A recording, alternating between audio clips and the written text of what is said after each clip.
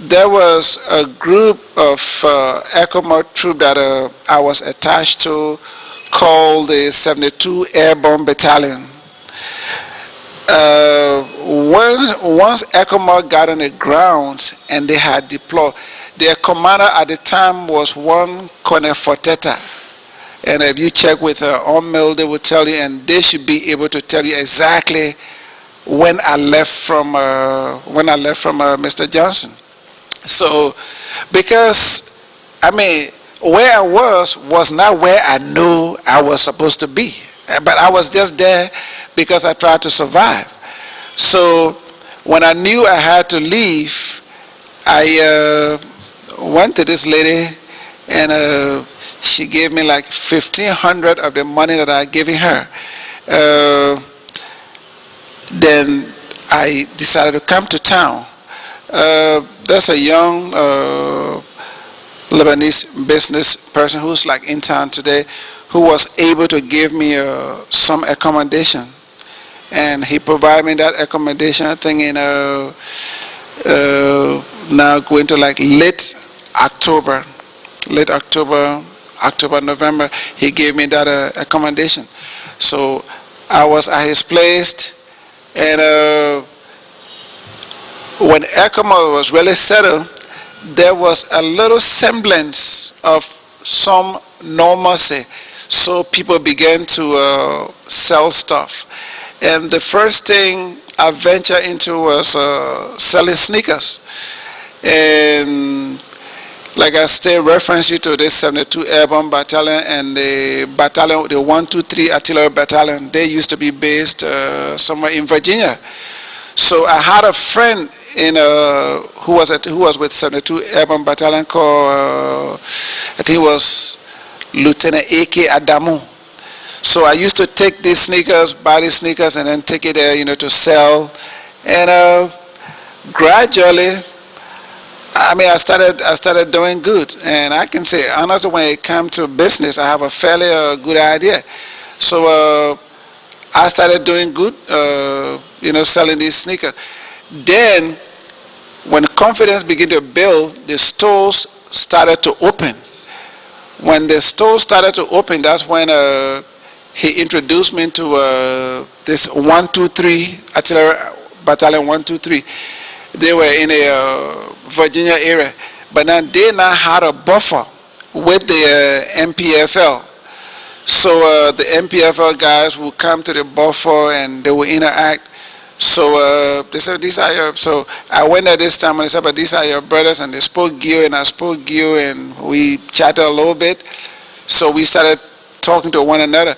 Then they would bring coal because they were not allowed to come on this side. They would bring like charcoal, and charcoal was in demand in Monrovia. So I would get a charcoal for them and then, come and do trade. So gradually, there was this looting thing, people breaking into stores around here. So this idea of organizing this private security or so, came about. So in early November, I started my security outfit that is now known as North Star. I mean, besides Right Security Service, there's no security service. There's no current security service that operates in Liberia that is older than the firm that I started. So just about that time, I started providing some minimum security. I had some ex-police officer who come to work with me to set up this outfit. Around the same time, I also took a place on Gurley Street from one Mr. Butler. Now it's called the fast food place. I had a nightclub right up there. So basically, that's how early I started, and gradually I was doing I was getting there. I think like in 91, when the club was doing good, I left and went to the States to get some stuff for my club. I went to the States in 91 and came back, and things were Okay, sometime in 90, sometime around 91. I got a contract with the electric company LEC, and that contract was paying me about, I think it was around 218,000 Liberian dollars a year, and 33,000 US dollar a year, and that was around the end of 91, or so. So I didn't really have the need to try to like destroy what I was already doing. Then I also had another contract with the Catholic diocese in Monrovia.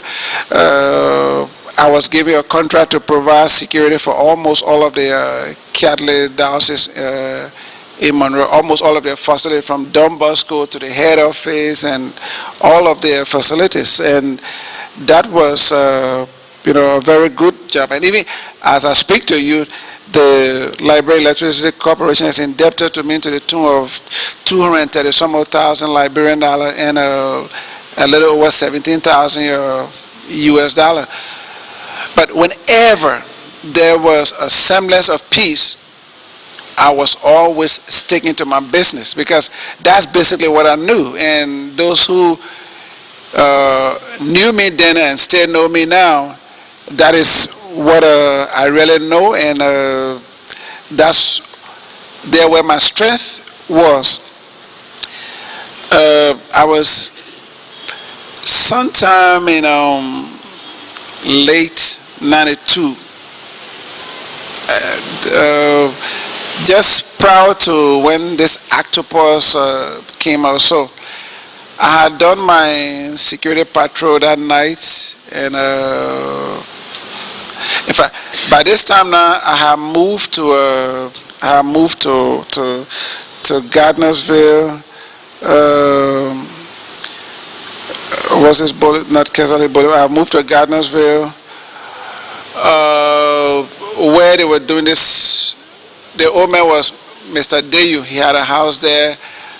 Just when you pass by the bridge, when you pass by the Stockton Creek Bridge, where they got a new pin factory somewhere around there, I moved there where I was staying. Now I've done this security patrol. Then I came. There was one supermarket called Dibani Supermarket somewhere on a Benson Street. I stopped there and did some shopping. I came here around Sheila Cinema. I met some friends and I stopped to speak to them. And while talking, there was some guys who came. I remember one of the young men, they call him Jimmy Carter. He's still, I think, in the police or so. He came and said that they had come to arrest me. And I said, why is that? He said, well, you are needed at defense. I said, but when I was fighting, I used to be with the IMPFL, and I'm not with them anymore, and I'm here, and I mean, I don't work for I don't work for the Ministry of Defense. So if somebody want to see me, I would rather go to the police or maybe to NSA. So well, let's go to NSA. So we went to NSA. When we got to NSA, there was really nobody. But I used to have a friend, I think he's late now, one Jensen Wulewu.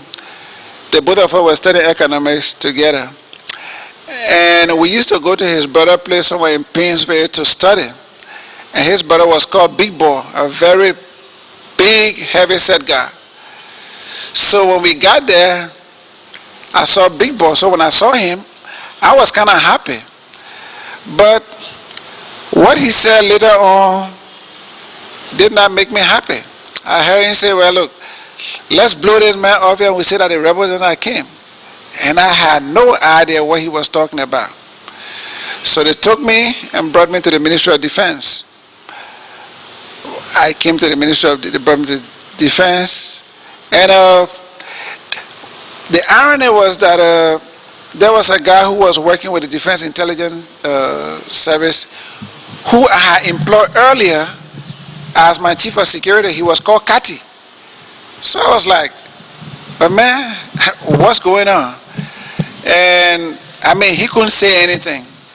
So it was him and the guy who's now the current head of NBI. He was also with this guy. So they took me, undressed me, and took me to the post docket. But I really didn't know why I was there and how I got there. So it would seem to me that people started to make calls. And when they started to make calls, the next day, I was taken out of the post docket and brought to the Ministry of Defense. So there I met the late Minister of Defense, Kesali, who said, "Oh, Mr. Dolo, this is you?" I said, "Yeah." He said, "But why here the post? He causing problem around here?" I said, "I have no idea what you're talking about." So he said, "Okay, well, you can go." So they took me. Then I went to the Deputy Minister of Defense for Operations, who was at the time the current Minister of Defense, Mr. Brandon Samuka. And what I heard him say was, "Look, man, something happened. We try to give you some protection, but you okay now? You can leave." But I was really, really, really nervous. I was so nervous because that was not something that I've thought about. So I went to the FCIB then, the FCIB bank, and I got whatever letter I could get out of the bank. I got out they got me in the morning. I went and got whatever letter I could get. The next day I was on a plane. I left from here and went to the States. That was one of the protracted period that I spent out of here. I was in the States when there was all these several presidents that it has, the several interim government. I was not in Liberia when Mr. Taylor and when Mr. Taylor came to Monrovia. I was not in Liberia when they had their interim government arrangement. I was never in Liberia. I had planned to come to Liberia around 96 when I knew for a fact that all of the big warring faction heads, were in Monrovia. So I came to Monrovia sometime around 96. When I came, ECOMO was all over the place, and I think I was here about 2 or so weeks when this April 6th thing came about. I used to, and while I was away, my security outfit was still functioning. There was this landline. I was in touch with them. So I just came to start my business. When I came back, I was still trying to do my club and still trying to do my business, just to live a normal life like any other person. So this day, I'm leaving my house from Gardnersville, and when I got on the road, because I knew that Ulimo was predominantly Mandingo, and the MPFL was predominantly Mana and Gio and other tribes combined. So when I got on the road, from what I got to know later, that the April 12, the April 16 has started from around Cinco. So I was in Gardnersville, and all of those years out of here, I couldn't hear the gun sound around the Gardnersville area. So when I came out, driving myself and a guy called Dolo Mike, who used to be with the police, the both of us, he used to be an aide to me, the both of us were stopped right there. And I saw all these guys, come around, with guns. And the first question they asked me was, "Who you with?" And I said, "I'm with you." They said, "Then let's go." So when I asked Dolo Mike to come, they said he couldn't come with me. But, like I said, I'm from Nimba. I understand a good bit of Mandingo, and I understand a good bit of Mano well. But what I couldn't comprehend at that moment was, at what point did the MPFL and the Ulimo people, come together, because the both of them, came in, as one group. So I'm like, okay, well, we'll go, hoping that, and really naively hoping that, if I got to the Stockton Creek checkpoint, I would have seen the unmailed people. the Ecomog people. When I got there, I didn't see them. So we bear going towards town, and where they have the current on-bay checkpoint, they also had an Ecomog checkpoint there. So when I got there, there was no Ecomog. So we got there and said, well, this man, how you call it, no Monrovia, he was with, how you call it, Prince Johnson, so this man will be responsible to show us the way. And like I said, I was here like 92, I left from here, I come back that time, 96, and I was just so confused. I just couldn't imagine that this was, unfolding right before my very eyes. So we went towards town. The chief of staff at the time for Ulimo at the time was he's dead now. His name starts with a D, but I will come to the name later. Dumuya, that was his name. So we had, but he was a little articulate. So we've gone to town and they said, well, my responsibility was going to be from Center Street where they used to have this Monrovia bakery. And I was like, saying to myself, I didn't tell them that this is Monrovia bakery, this is the barracks. That's how, but I went there. It was mixed group, people from the Ulimo side and people from the MPFL side. They all merged, and I think because maybe this guy, like I was introduced to him that I knew Monrovia and I could speak a little bit of English, so he told me that I was going to be responsible for that. So I've stayed there like 1, 2, 3, 4 days, and the days kind of like go into weeks. So this day, Dumuya comes to me and say, look, I'm happy about what you're doing. I'm impressed. I gave you a handheld. In case of anything, get in contact with me. I said, yes, sir. So he said, but what code, do we come up with? I said, well, you tell me. He said, what's your favorite food? And I said, peanut butter. That's how this whole thing about peanut butter came about. So that was the code that, came about. It's actually a radio code. That's not my name. So whenever he had to send instruction, he would call, because my area was like just the front line towards the Mama Point enclave. So I kind of knew him a little bit, and from my own little experience with him, I think he was an okay person. So I think about a day or two, I don't know what it was. Either they were supposed to go to the barracks for something, or something happened, but in the process, he got killed. And when he got killed, I think Ulimo came up with another chief of staff.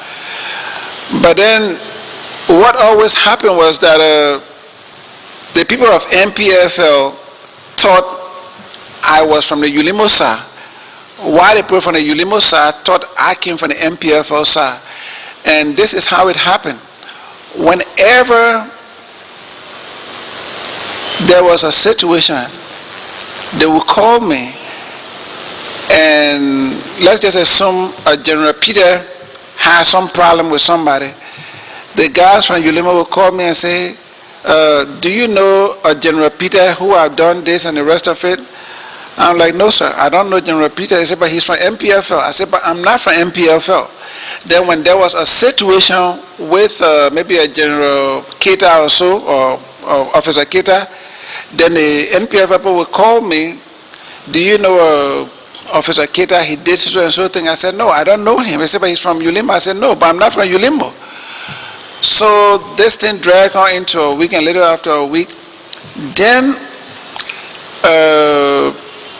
what's his name, Mr. Alhaji Krumah had come to Vita So he said I wanted to see this Commander Peanut Butter that is holding that front line. So I was sent for. I went right away. Omel has a checkpoint, and there used to be an ECOMO checkpoint. I met him, and he said that, young man, you're doing well, and we're happy about what you're doing. Thank you. He had this 4-star thing on his head. So I think he gave me like, I think $300 or $400 United States dollars, new notes. And I said, thank you, sir. And later on, I gave it to the guys that were there. And I said, well, he don't know what's going through my mind. If there's a way that I could just get out of here, that's all I'm thinking, and he come. So we had a brief interaction. So I left. Now, after I left, there was a little cessation. Then Mr. Taylor sent for me. He had his name Peanut Butter. It was the first time that I've ever saw him. That was in '96. I went to where he stayed now, where they have the Chinese embassy. So when I went there, I saw him with his 5-star. That's how come I made a connection between him and what's his name? Between him and Mr. Kroman. Because Kroman had a 4-star, he had a 5-star. So I knew they were collaborating. And he said, young man, I hear a lot about you. You doing well, and keep it up. That's what he said, and I left. So when I came back to Mama Point, then there was a lot of reinforcement from the MPFL side, the Ulimo side. I came to hold that front line because the front line started like getting really tense. So basically, I was there for a while, and then I noticed that the other guys that came, apparently it was just their first time coming. And Mama Point area was supposed to be like our area that we were responsible for. Then there was always be a lot of breaking of houses, and taking things, and I was very uncomfortable. So this day I went to Mr. Taylor, and I explained to him that, well, everything was kind of quiet here until this other group came in. And now what these guys are doing, I mean, I don't think, this is something that, I, want to be a part of. And actually it was the first time that I ever saw Dr. Brisbane. He was right in there when I tried to tell Mr. Taylor what, has happened. So, he called me and he said, young man, what's your name? And I called my name. He said, you're kind of different. I said, how is that? He said, well, I mean, we don't really have commanders, coming, to make this kind of complaint. I said, well, anyway, this is me. I'm already in front. There's other two things. How do survive? I died. So Mr. Taylor, from what I saw, did not take kindly to what had happened. So he sent for this guy and tried to tell him that this is Monrovia, this is not in the bush, but he left. Unfortunately, this guy who was the commander of that group also got killed, I think like the next day, somewhere around the Greystone area. So immediately after the war, I think it took like 3 or so weeks or 4 weeks, but immediately after the war, I was so terrified, I left and went to the States. But what happened then was that I already shipped my stuff because I was moving back to Liberia. So when I went back to the States, I was there for a little bit, a month or so, and I couldn't start all over again. So I'm like, well, come to think about it, I have seen Mr. Taylor, I have seen Mr. Krumah, and I don't think I have any problem, with the both of them. So let me go back. That's how I came back to Liberia, and then started my business. In fact, follow through on my business. I was here till the elections, and I think after the elections, I traveled and went back to the States. And I was always in and out, maybe 2 months here, 3 months there, 2 months here, 3 months there. And when this war also started off in Lofa, and that I went to join an IMPFL or an NPFL was never the situation. That I fought alongside them, yes, I did, but and it was just to stay alive. It was not like this was something that I took as a career, or that this is what I would do or whatever. I mean, all of us become victim of circumstances. I'm not going to sit here and try to blame anybody for what I went through or whatever. I mean, in life, there are choices, and the choices that people make, they live with it. But sometimes the choices are so minimum, and you don't even choose it. It end up, choosing you. And basically, that was like my active involvement with the MPFL at the time. So after the election, things were normal. But what has to be made clear here to you, Mr. Chairman, member of the Commissioner, and the public here is that, more especially war situation, once you are associated with a war situation or with a warring group or whatever, whenever there's a situation, you will always be called upon. No matter, I mean, that's just how, that's just a fact that, so you might find people in it. It's not like they chose to be there or whatever, but that's just what it was. So when the elections came about, and I still had to complete my second degree at the university. So from business, I go to school and try to finish up my second degree. And I would travel, and come back. Then this time when I came, there was this situation that was intensifying in Lofa. So Mr. Taylor had sent for me. So I went to him, and he said, man, we have some situation in Lofa, and I don't think I'm getting the actual picture. I need you, to go there and, find out exactly what is happening and give me the true picture. But it wasn't possible to say no. I mean, saying no would mean like you against us, or you have a choice, go and, don't come back. So I went out there, and actually the first time I went to Lofa, I think it was somewhere in Kolahon. That was the first place that I went.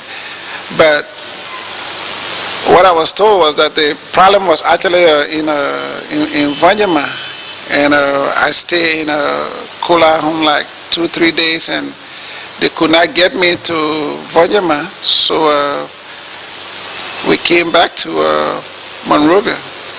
So when we came back to Monrovia, I told him, well, I could only go as far as Kolahon, so I was not able to see what's happening in there. Then I think a month or so after, decided we go back. So this time they took me on the other side of Lofa, I think around this airport called Tenembu or whatever. So I got in, what I thought my impression was, or what I saw, I came and told him.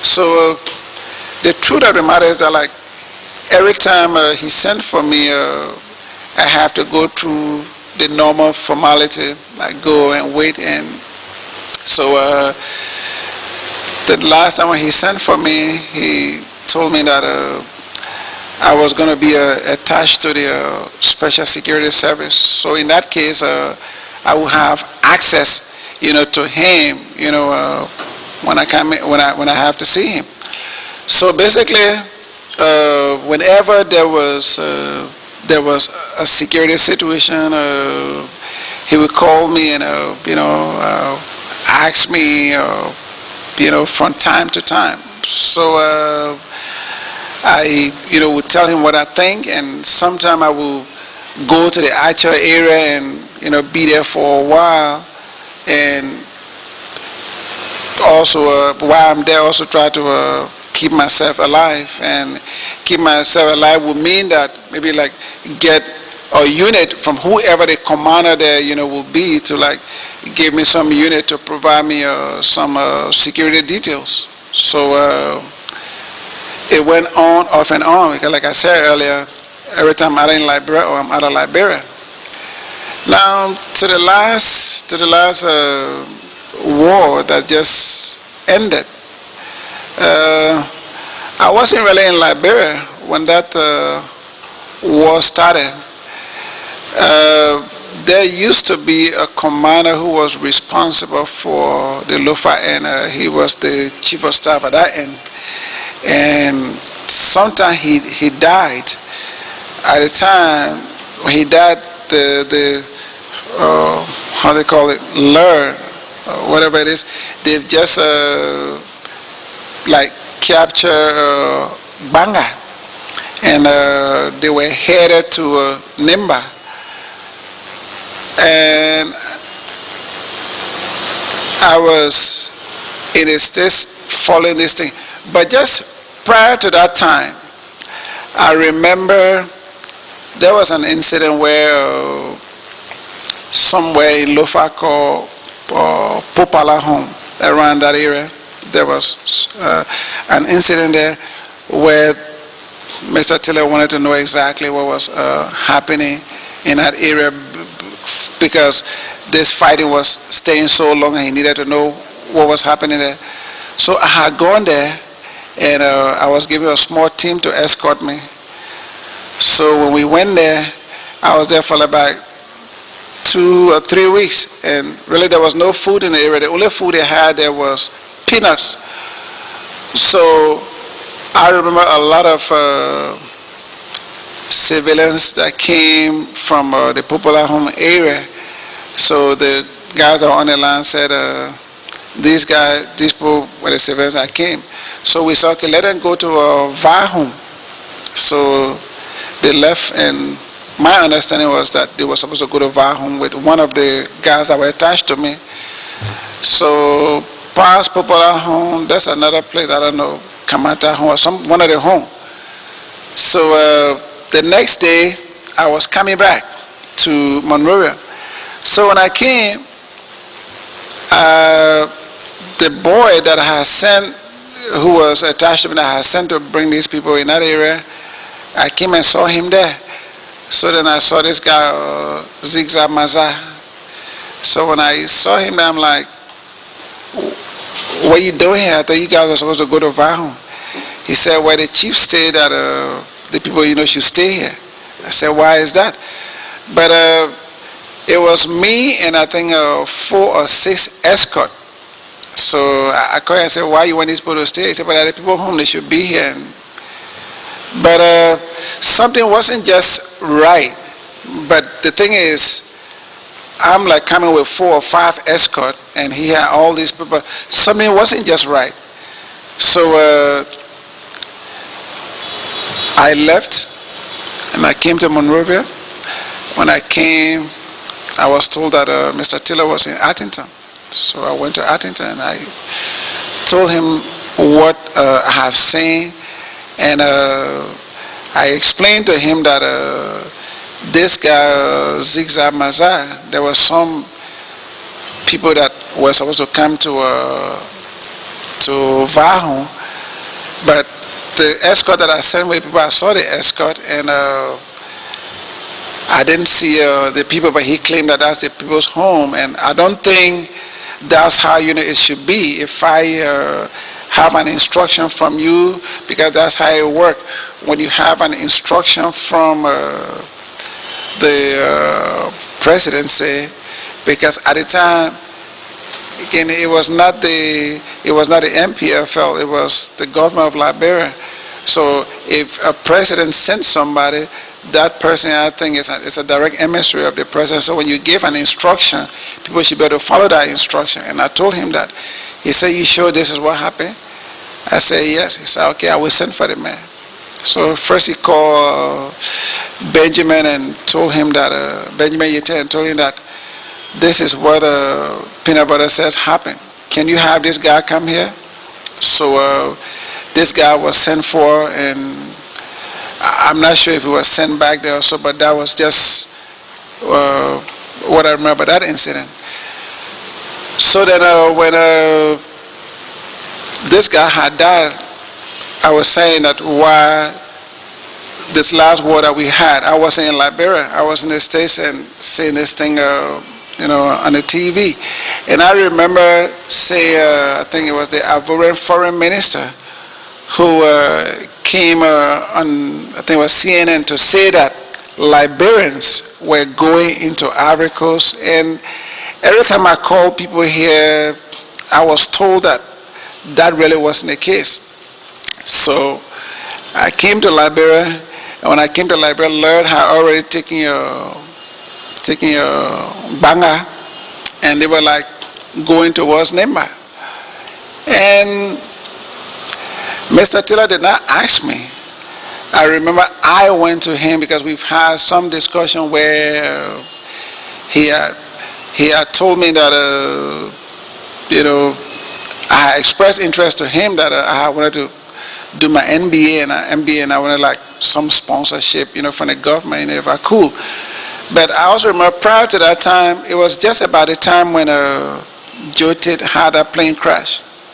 I have just again come from the States when he called me and told me that there was this tragedy, because that was the last time we had this school discussion. There was this tragedy, Joe Tate had died, and if I would want to be a chief of police, so.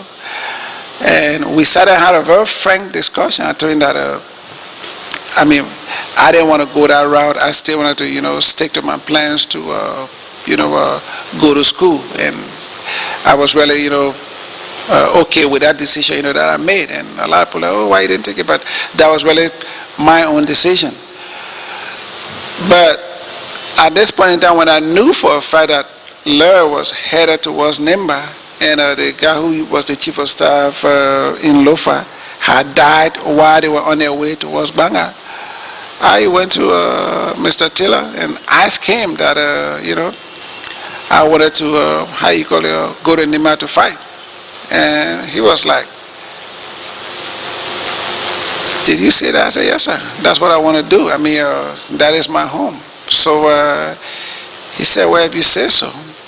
So, because that position was normally held for chief of staffs, because it was MBF was a well-organized outfit, so meaning that they had several chief of staff for different things, so you couldn't just come in and be it, or it was like a structure that was already there.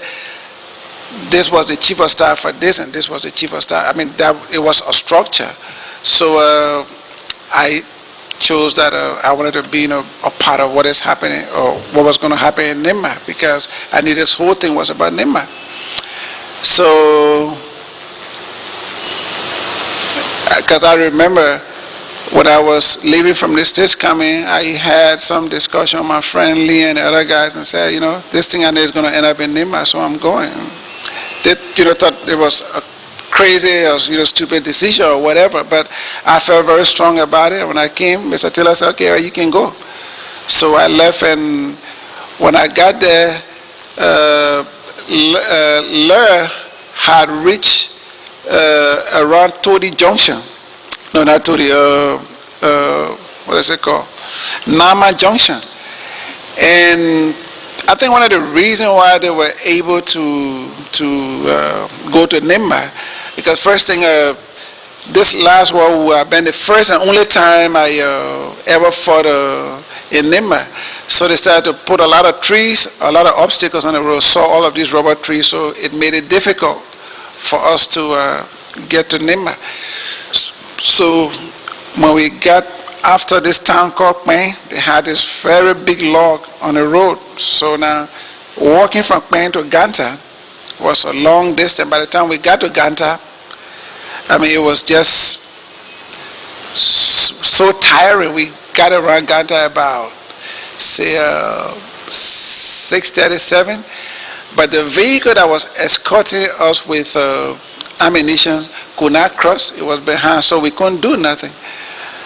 But when we got to Nimba, I mean, there were so many volunteers, so many people, because we were on this side, from the Monrovia side, because the people that have organized themselves, the Monrovia Highway, the San Nicolas Highway, and the Bound Highway, I mean, they were just so, like, ready, to die for their home or whatever.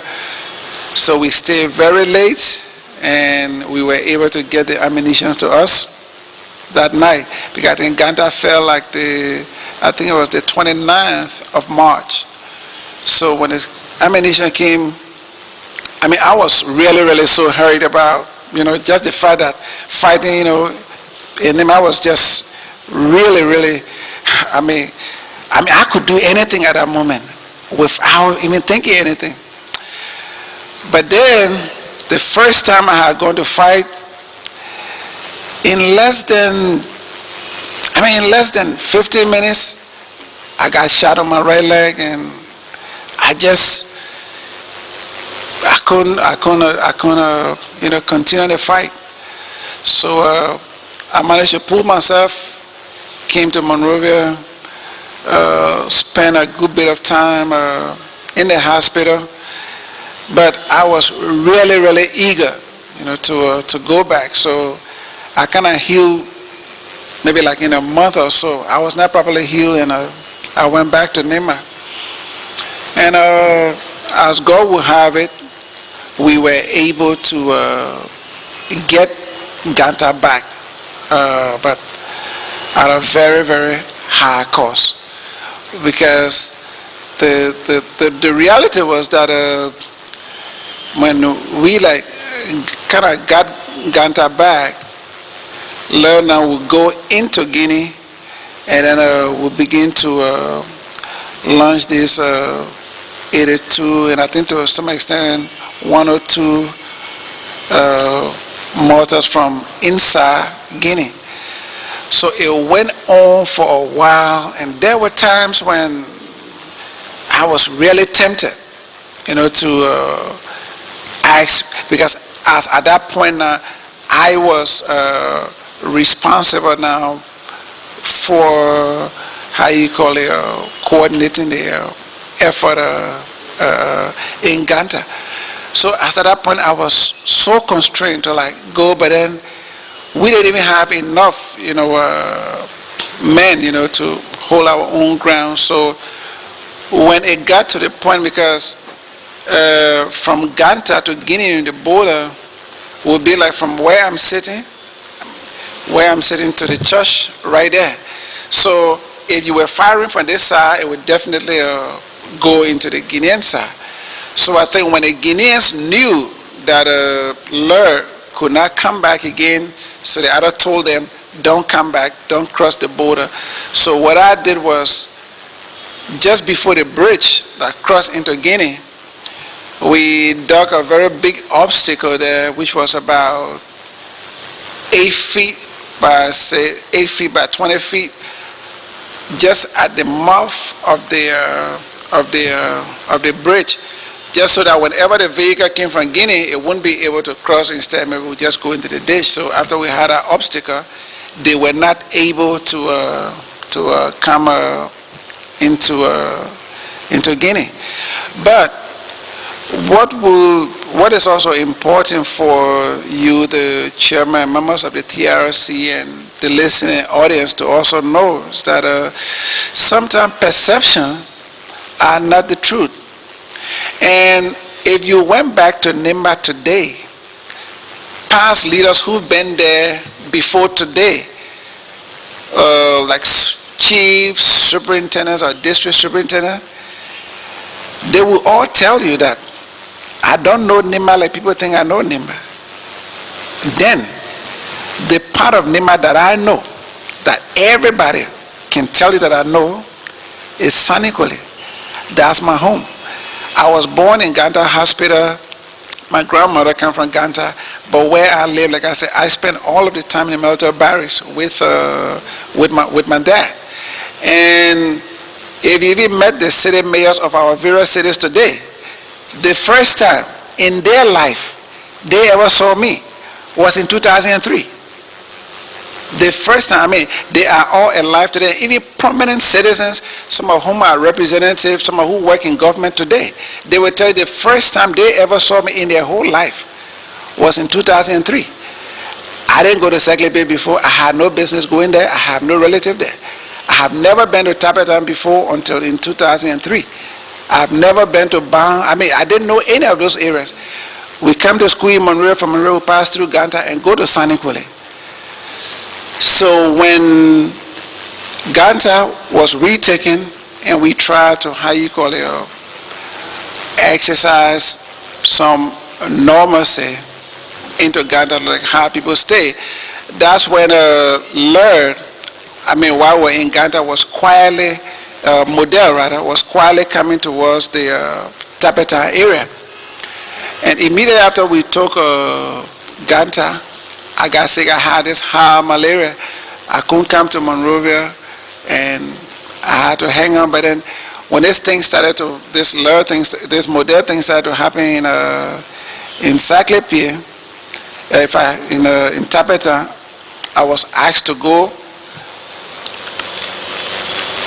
to see how I could help the situation there, because they already had a structure in place there, meaning like commanders and whatever. But I really didn't need to be asked. I would have gone there anyway. So I went to Tapeta, and the sad thing, which is another one of those regrets, was apparently the people in Tapeta were like kind of tired, weary of all of what has happened.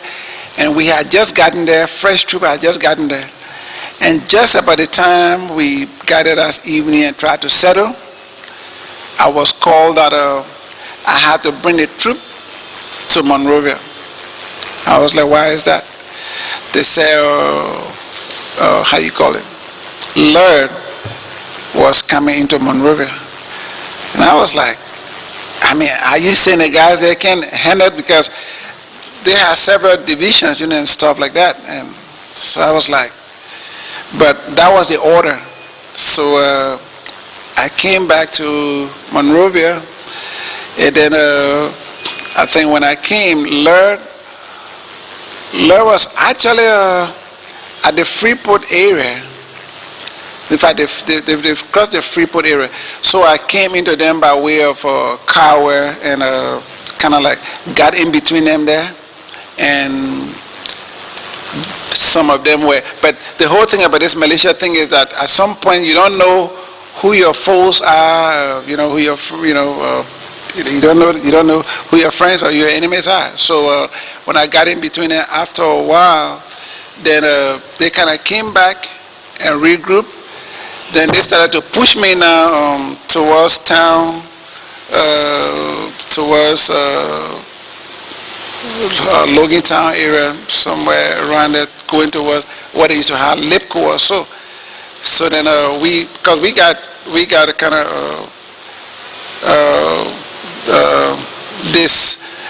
kind of scattered in the process, because we didn't know who was who now. So we managed to regroup, and then we started to take them back. So as they retreated, they was always launching this, mortar thing. But the thing about mortar is, the closer you are to it, the safer, you are. So you always, tend to go over.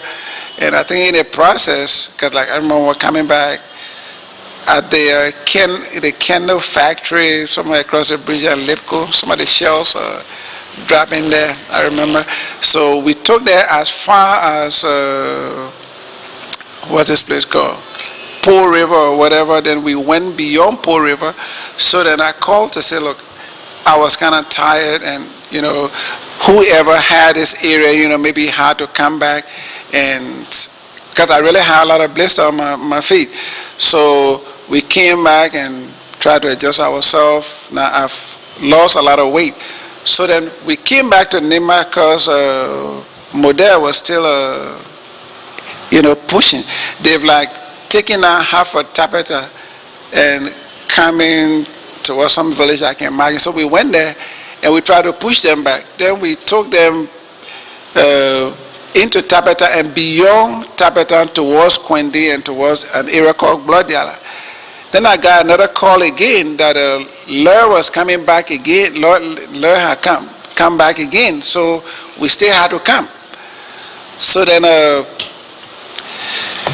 we came back, but then with the pressure and I started to come from Model, I, just took the decision and said, in fact, this time when Lur came, we took them now to the junction between Bomi and Kipma, somewhere around there. And so I said, well, this was how far I could do. So I immediately after that, it's normal like an operation that maybe will last for about, depending on how you're committed to, maybe about a week or so. So we took them back, and then I went back to Nimba again. So when I was in Nimba, Moderna has come as far as Tapetan Hospital. So then we try to push them back. Now within that time, Banga used to be a safety area. Now Lur came now and took Banga. So now I could not come on this side and I couldn't go towards the other side. So Lur started to head towards Nimba on this side. So we had to work something in a way that in the morning I was going to be, my attention was going to be with Lur. In the evening, my attention would be with Model in order to try to coordinate those men that were there.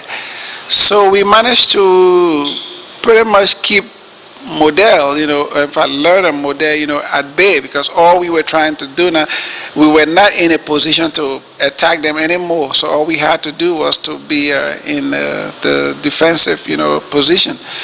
So we kept them there for a very good while until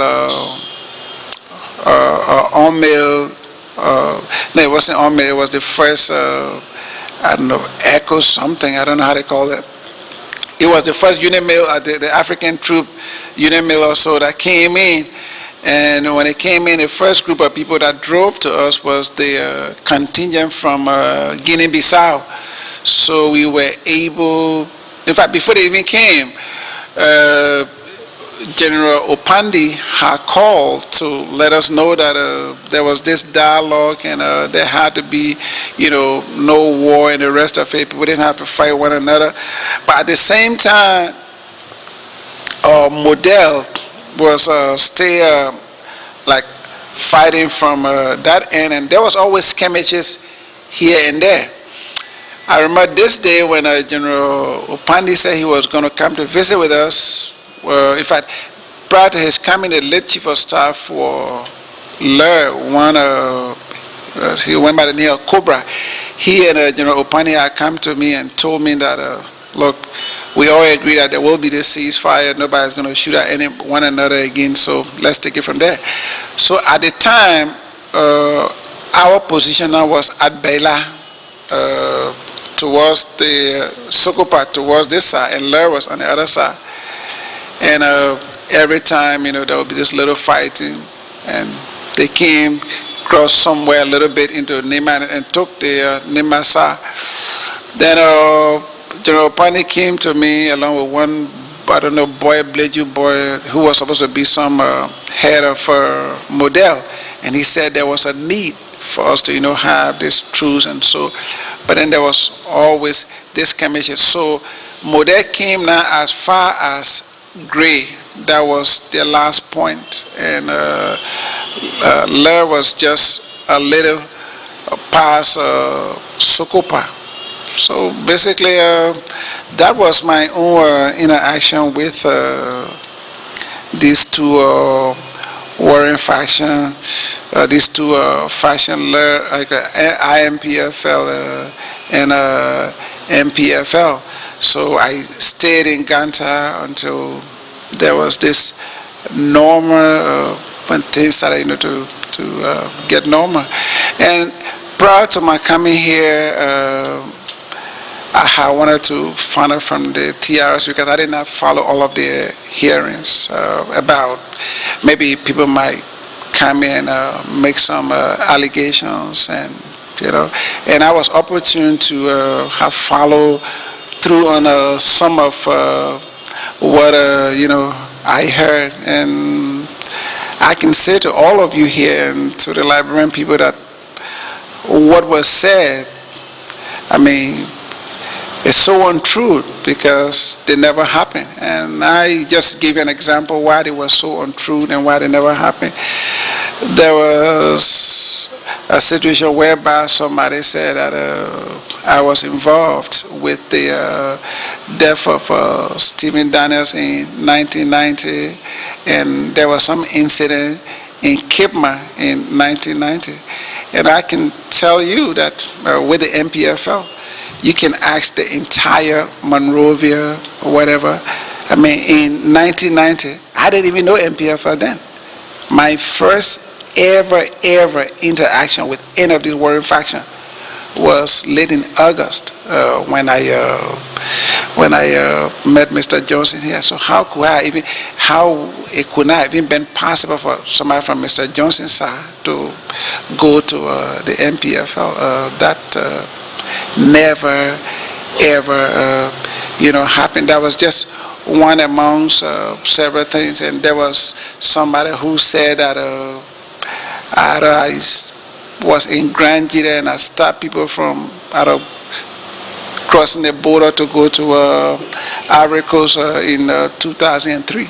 And the last model commander and the only model commander I met, frontline commander that was fighting was one Gigbo. And when I met him, he had already taken over Gray. When I went to fight in Tabata, MPFL was never ever in Grand Gita, so it's not even possible that I would have been there. And if this commission for some reason would like to check my travel pattern, I can provide you my travel pattern. It never changed. Liberia, like before, it used to be Liberia, Ivory Coast to the States, Liberia, Ghana to the States. My travel pattern never changed, meaning that these times that has been mentioned, you can check my travel document and find out at what time I was here and at what time I was there. And if you even want to go farther, you can even check credit cards records. So like if I was in a place, I will use credit card and you can see it and match it to these things and really ask yourself what are these things happen. Because sometimes people appear before the TRC and sometimes they say their imagination. Like I remember I listened to a lady who said that immediately after the Lutheran incident, Doe was there in the morning dividing candy. That never happened. It just can't be true, because even if I was not conscious, that I would know. It really never happened. I don't mean no disrespect to any of the witnesses or whatever. It would just be a good thing if people really say what they know. And and one thing that I didn't even hear somebody say, but the fact that they didn't say it don't mean that maybe it would not be said or whatever. And that was one thing that had troubled me a lot, and I'm really happy that I have this opportunity to sit here and say it. I remember early in 91, there used to be a group of young men, a colleague of mine who was at the university called Nimba. They were playing band. They used to come and play band, at El Maison, come to my place. And there was this rumor that I was involved in a killing of Mr. Silas. Some say he lived somewhere on Ashmore Street or whatever. And I was really, kind of losing my mind when I heard that story or whatever. So I said, okay, if that's the story. There's a lady who used to work for me. She's still around. She also told me the story. I said, well, fair enough. So this evening, I take Sam, Nehemiah, and the other guys in my car. I said, take me somewhere. So we started to drive up towards the Ashmore Street residence where I'm told the person stay. But then I noticed that when we got back Cathedral, they were low. Said, but they called me Shovel. They said, where are we going? I said, oh, there's this story. They said, well, there was some wealthy, I don't know, Madingo Fula man who stays around here that I was involved in his murder. His wife and children was there. So he said, oh, but Shovel, we heard that, but we're scared to tell you. I said, no, let's go there. So we all went there. When we got there, I met the lady. She didn't know me. I mean, I didn't know her, but I would feel very strongly that if something like that happened, you would stay kind of remember the person. This time it was around 91 or 91, mid-91. So I went and I said, Madam, how are you? She said, how are you? She said anything. She was plaiting, she was braiding her little daughter hair. I said, no, I came to you. My name is Adolphus Dolo. I'm told that they said you and your husband were here and somebody came, but they actually said me, I came, and took your husband away and he never came back. So, madam, do you know me? Does the person look like me? She looked at me and said, no, my son, I don't think so. I said, you sure? So at the time, I had this funny call card. I took it and gave it to her. I said, madam, do me a favor. Maybe it might be too early, but I know you have children. Whenever, you need to, find out that information anytime, let me know. And all of what I've given you, I know you're going to ask questions later, but all of those people who track my from here, there, yonder, they are alive. And all of this story I'm telling you, so this is exactly what I know. And this is what I can remember as my involvement in the situation we had in Liberia for the past couple of years. So I'd like to say to you, thank you for having me. And I just like to stress here that at no point in time have I survived from war. Unfortunately, any young man or woman trying to do well, they think maybe it's from spoils of war. But you might be surprised to know this, for example. I had a contract with Firestone, which did back from 97, and they paid me like $50,000 plus United States dollar every month. The records are there. $50,000 United States dollar every month, Firestone, when I was providing security for them. And it came when they started to build up their own security force. It came to $25,000 United States dollar a month. I don't drink, I don't smoke, I don't do drug. I mean, I don't have that bad habit. So the thing is that when people see people, sometimes it's good to go beyond. People don't just jump to judgment. Oh, that's the war. That's not true. I have the oldest private security company in Liberia other than Rice Security Service. And war hasn't been my thing. I mean, none of us thought we were going to be in this situation today where we're going to destroy ourselves the way we did it.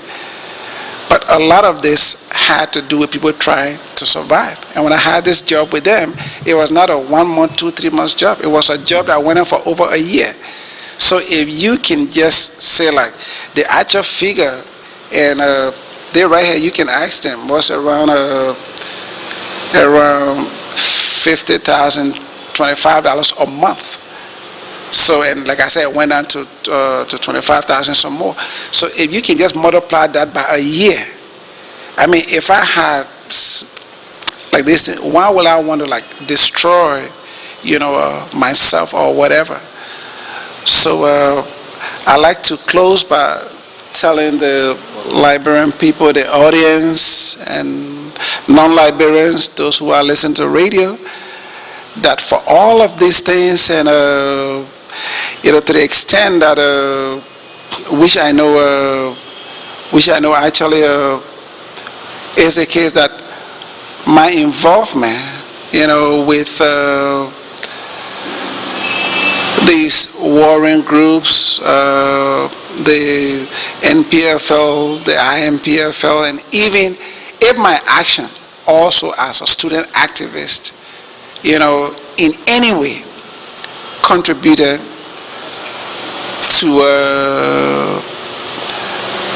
to hurting anybody, I sincerely regret it. I do sincerely, from the bottom of my heart, regret it. That my action or my inaction in any way in the process of hurt anybody, I sincerely regret. And I want to thank you for having me. And like I said earlier, there might be some things that I may not have remembered to touch on. I'd like for you to feel free to ask me anything. Thank you. Thank you very much, Mr. Witness, for providing this testimony to the Commission and giving us a detailed account of your activities going back to the 80s, the war years, and up to where we are. How you came in contact with two different factions involved with our conflict, your personal life, and using this opportunity also to clarify some issues or information that may have been out in the public about you. The good thing about the Commission is that this is also a forum for one to exonerate themselves and dispel what may appear to be rumor or falsehood about them, thereby putting up the challenge to the public that this is the situation, what you've been hearing, isn't it? And if you have anything, it's time to come forward. So thank you very much for this presentation. We now take time off for questions and answers. But with your indulgence, we want to take a break, and then we resume subsequently in about an hour. Okay. So we'll take a break now and resume at 2 o'clock. Okay. Thank you very much. All right.